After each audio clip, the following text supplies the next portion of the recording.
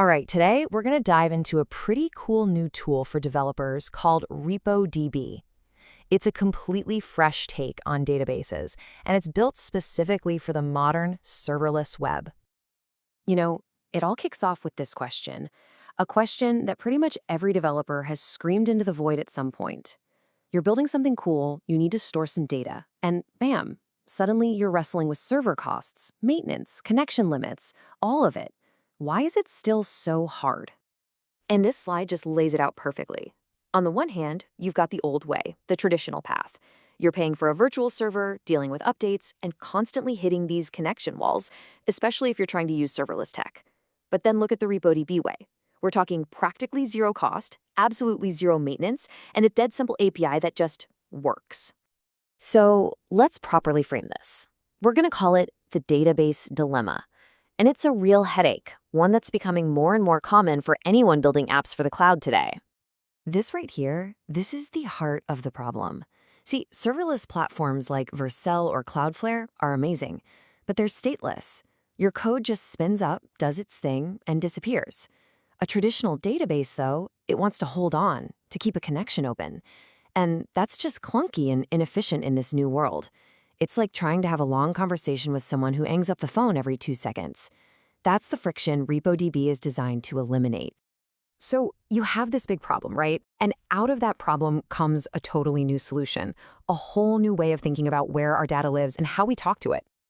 And here it is, the big idea behind repodb. They're basically taking the legendary SQLite database and blasting it into the cloud.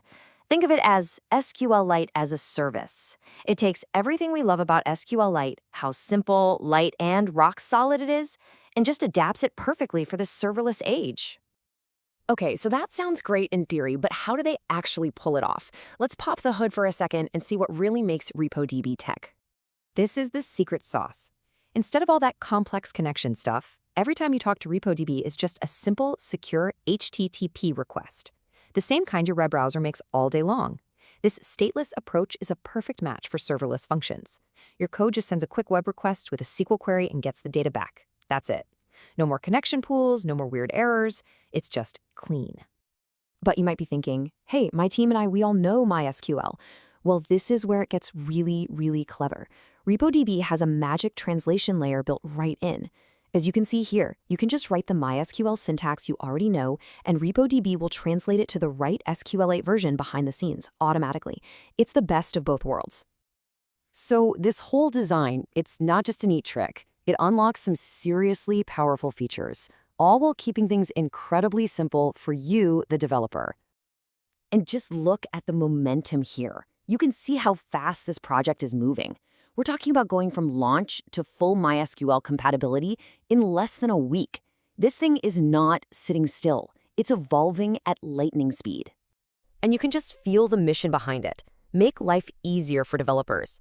And the fact that it's open source, that's a huge deal. It shows a real commitment to building this with the community, not just for it.